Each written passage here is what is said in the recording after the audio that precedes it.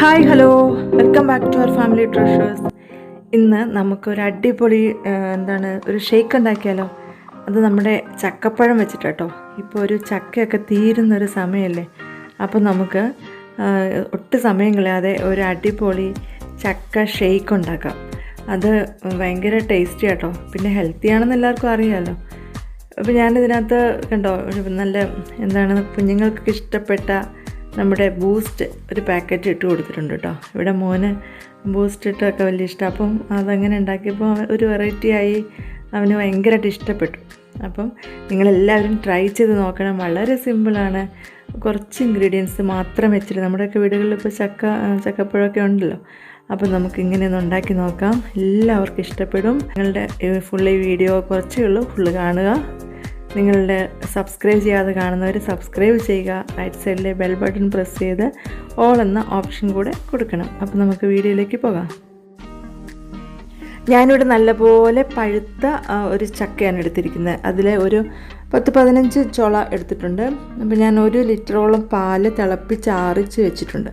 അപ്പോൾ അതിന് നമുക്കൊരു 15 ചുളയോളം ചക്ക മതിയാവും. കുറച്ചൊരു വലിപ്പമുള്ള ചക്കച്ചുളയാണ്. പിന്നെ നമുക്ക് ആവശ്യമുള്ളത് കുറച്ചൊരു ഏലക്കയാണ്. ഏലക്ക നമ്മളുടെ ടേസ്റ്റിനനുസരിച്ച് നമുക്ക് എടുക്കാം. ഇവിടെ ഒരു 5-8 എണ്ണം പൊളിച്ചെടുത്തിട്ടുണ്ട്. പിന്നെ നമുക്ക് പഞ്ചസാരയും വേണമെങ്കിൽ ഇരുന്നുള്ള ഉപ്പും കൂടെ മതി. അപ്പോൾ നമുക്കത് എങ്ങനെയാണ് ഉണ്ടാക്കുന്നതെന്ന് നോക്കാം.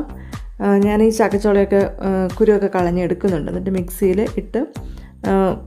മിക്സിയിലിട്ട് കറക്കാൻ പോവാണ്. അപ്പോൾ 1/2 ലിറ്റർ പാലാണെങ്കിൽ ഒരു 10 ചക്കച്ചോളയൊക്കെ മതിയാവും. പാല് തിളപ്പിച്ച് ആറിച്ചെടുക്കുക. പിന്നെ ഐസ് നല്ല തണുപ്പ് വേണമെങ്കിൽ കുറച്ച് നേരം ഫ്രീസറിൽ വെച്ചിട്ടെടുക്കുക.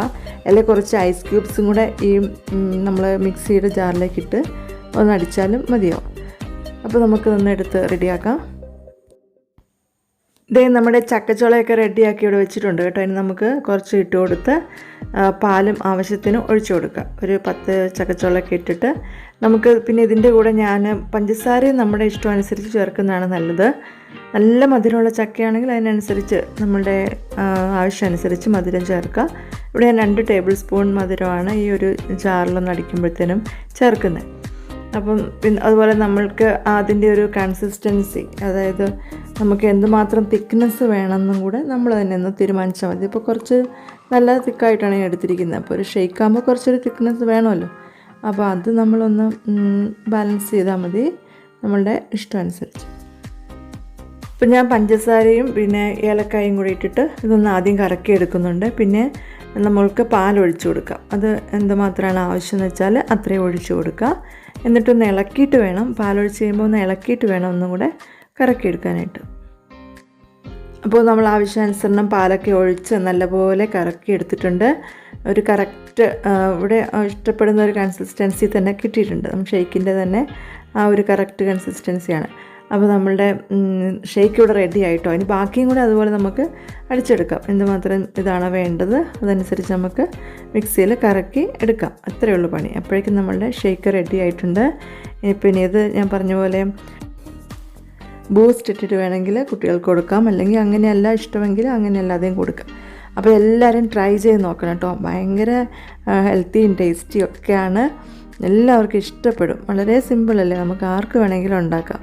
അപ്പം നിങ്ങളുടെ കമൻസ് അറിയിക്കുക, ലൈക്ക് ചെയ്യുക, പിന്നെ അതുപോലെ ഷെയർ ചെയ്യുക. അപ്പം നിങ്ങൾക്ക് ഇഷ്ടപ്പെട്ടില്ല എന്നുണ്ടെങ്കിൽ എന്തെങ്കിലും അതിന് കമൻസ് ഉണ്ടെങ്കിൽ കമൻറ്റ് ബോക്സിലിടാം കേട്ടോ. വെറുതെ ഡിസ്ലൈക്ക് അടിച്ച് പോകാതെ കമൻറ്റ് ബോക്സിലിടാം. അപ്പോൾ എനിക്കത് ഇമ്പ്രൂവ് ചെയ്യാൻ മനസ്സിലാക്കുകയും ചെയ്യാമല്ലോ.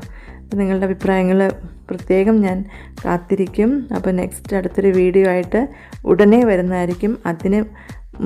അതുവരേക്കും നമുക്ക് ഹാപ്പി ആയിട്ടും സേഫായിട്ടൊക്കെ ഇരിക്കാം. Okay, bye, thank U.